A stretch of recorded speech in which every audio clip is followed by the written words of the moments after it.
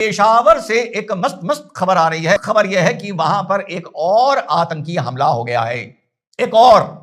मेरा यह मानना था, बस एक बात से मैं कंफ्यूज हूं कि यार ये मंडे को कैसे हुआ है, ये जुमे को कैसे नहीं हुआ है। भैया जुमे को होता तो जो सुसाइड बॉम्बर है इन लोगों के हिसाब से उसका जन्नत जाना तो श्योर हो जाता ना, थम्स अप हो जाता। अब यह समझ में नहीं आ रहा कि बंदे ने जल्दी कैसे करी है, कहीं ऐसा तो नहीं किसी पड़ोसी मुल्क का इस घटना में हाथ है। एनीवे, तो साहब घटना यह है पेशावर की कि डबल पावर एक्शन हुआ है, डबल सुसाइड अटैक हुआ है। कहां हुआ है? पेशावर में। जो रिपोर्ट्स अभी आ रही हैं वो है फ्रंटियर कांस्टेबलरी के हेडक्वार्टर्स पर यह हमला हुआ है। पहले एक माशाल्लाह एक सुसाइड बॉम्बर आता है, गेट के बाहर अपने को उड़ाता है। उसके बाद उड़ाने के बाद दूसरा माशाल्लाह सुसाइड बॉम्बर अंदर आता है, वो भी अपने को उड़ाता है। उसके बाद 2-3 गनमैन अंदर आते हैं, इधर से भी फायरिंग होती है, उधर से भी फायरिंग होती है। और अभी की जो खबर आ रही है, जब मैं वीडियो रिकॉर्ड कर रहा हूं, तो लगभग 6-7 लोगों की मारे जाने की साथियों खबर है। एक मच्छर के मरने की गिनती नहीं होती, एक घर की काली गंदी मक्खी की मरने की गिनती नहीं होती, और एक कॉकरोच के मरने की गिनती नहीं होती, और एक इनके मरने की भी गिनती नहीं होती। तो 4 चीजें हैं पूरी दुनिया में जिसके मरने पर गिनती नहीं होती। तो जब मैं पढ़ रहा था तो ये अटैक हुआ कहां है?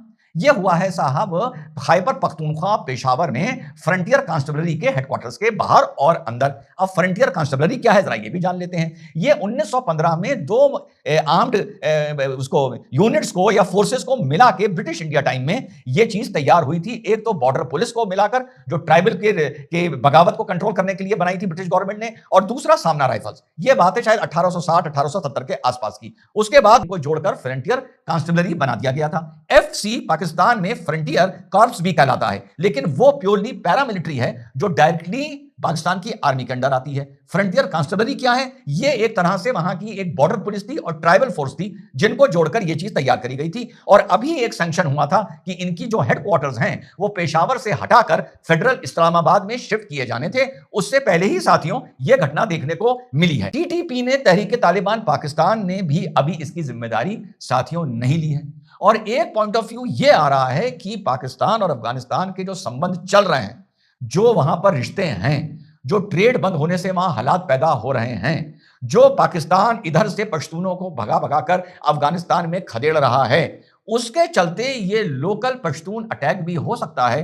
क्योंकि आमतौर पे ये माना, और दूसरा रीजन ये है कि इस सुसाइड बॉम्बिंग में जो इन्होंने एक्सप्लोजिव यूज किए थे वो इतने, जितनी भी अब तक रिपोर्ट्स आ रही हैं, वो इतने वेल डेवलप्ड नहीं थे जितने आमतौर पर टीटीपी करता आया है। और टीटीपी तत्काल अपने किसी ऐसे अटैक की गारंटी ले लेता है, तो उसने गारंटी नहीं ली है। तो ये भी एक पॉइंट ऑफ व्यू है कि क्या ये तालिबान, टीटीपी को अलग कर दीजिए, तालिबान और पाकिस्तान के आपसी जो रंजिश चल रही है उसको लेकर कहीं लोकल किसी पश्तून ने यह अटैक तो नहीं किया।